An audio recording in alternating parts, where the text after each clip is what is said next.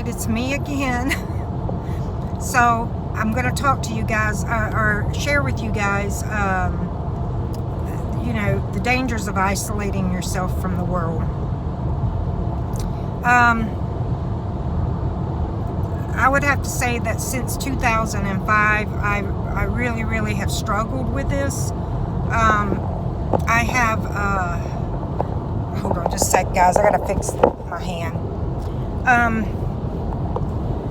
I have chronic depression, and it tends to be worse in the wintertime, and I truly believe that's because I'm not out in the sun as much. I'm not getting that vitamin D. But I have found that the best thing that works for me is to just get out of the house. You have to get out of the house. So since 2005, it's just been a roller coaster for me as far as health problems. It's been one thing right behind another. But I look back on it and I think, you know, that I did have a lot of health problems, and you know, that's true. But in between those times, you know, I should have been a little bit more, showed a little bit more fortitude and perseverance to get back out in the world. But in all honesty, my last husband, he was an alcoholic, but he told me he was, you know, so we knew each other for 2 years before we married.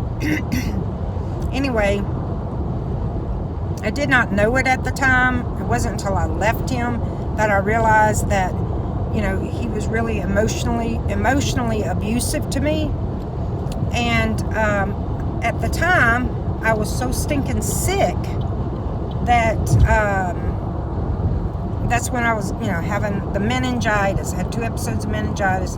Then I had thyroid cancer. And then I had to have my nose operated on because the car accident in 2005 literally, apparently it shattered my nose, what the ENT told me. Now, I look back on these videos and I can see that, yeah, I'm going to end up having to have another septoplasty done because, yeah, my nose is not straight. And my right ear, it's never, I can feel that there's some blockage in there, but I'll keep on pushing forward, and you know, hey, who knows, maybe I'll get a heavenly healing, and if that's the case, that, you know, I'm happy with that. I really don't want to go through any more surgeries and stuff like that. But Satan likes to isolate us so that he can work on our mind. And let me tell you, guilt does not come from God. Now, God may, he may burden your heart with a conviction.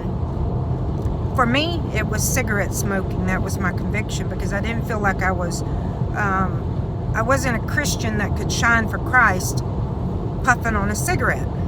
Now, I'm not telling you if you smoke that you can't be a Christian. You can.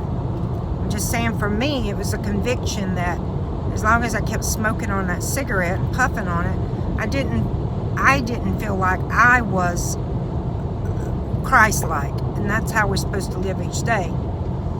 But that's for me. I'm not telling anybody else to do anything. And whenever you continue to pray about something, He's going to meet you, and He's going to answer those prayers.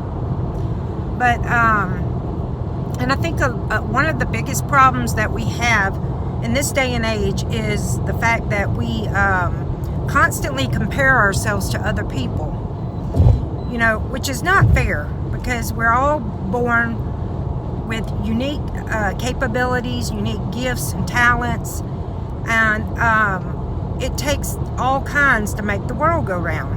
And you know, whatever you do it to the glory of God. If it's clean bathrooms to the glory of God. For me, it was delivering pizzas over a year ago.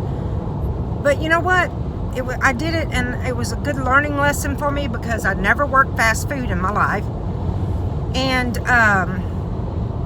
it taught me patience, perseverance. Just keep after it. And don't take your eyes and focus on, well, I got this much in my bank account. Now that's a hard one. I got this much in my bank account, so yeah, God's not blessing me, and I got this bill and this bill and this bill to pay.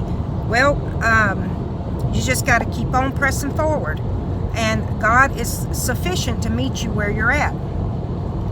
But the isolation, that's something that nobody talks about. You know, why do we isolate? Well, we isolate out of fear. For me, after I had the one head-on collision, and then I had 2 accidents that they hit me dead at a red light. So, sorry. So, I lost my thought. Forgive me, guys. Oh, great. Oh, we isolate out of fear. Okay, fear for many different reasons. You know, for the longest time, it was every time I'd go to the store, I would, I'd have to go to Walmart. I would have to get in I had to use the you know, the scooter thing for disabled people. I had some really crazy incidents with that thing, but and out of embarrassment, I just got to the point I was like, you know, I'm not going to go to the stores anymore. I won't do it. But that was my biggest mistake, because God wants you to have an abundant life, and He wants you to live a life of peace, and that peace only comes from Him. So what I'm trying to say to you is, me isolating, or you isolating, or whoever it is, it's not, that's not God. That God wants you to get out and shine for Him. I know it can be scary. I had like social anxiety. I had anxiety when I got in the car. You name it, I had it, because I was just like, I was just petrified to get in a vehicle with anybody. And then, you know, after the car accident and I had to go on disability, I felt like I was